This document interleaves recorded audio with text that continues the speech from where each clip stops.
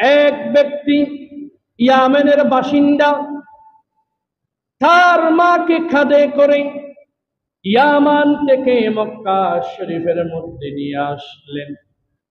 মক্কা শরীফের মধ্যে নিয়ে আসার পরে নিজের কাঁধে করে হজের সমস্ত কাজ সম্পাদন করলেন।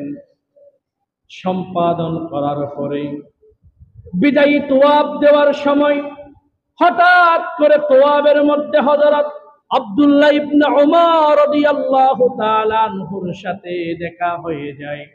আব্দুল্লাহ ইবনে উমর রাদিয়াল্লাহু তাআলা আনহুকে বললেন, ও আব্দুল্লাহ, আতরানি জাযাইতুহা, আমার মাকে আমি ইয়ামান থেকে কাঁধে করে মক্কায় নিয়ে এসেছি।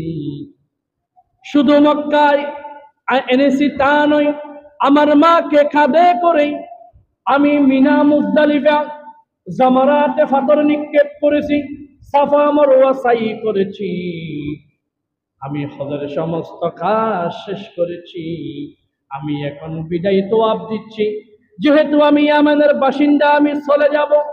আমি কি আমার মায়ের কোনো হক আদায় করতে পেরেছি? হযরত আব্দুল্লাহ ইবনে উমর বললেন, ওয়াল্লাহি ওয়াল্লাহি ওয়ালা বিজফরাতিন ওয়াহিদা। ও ভাই, আপনি কি বলেন?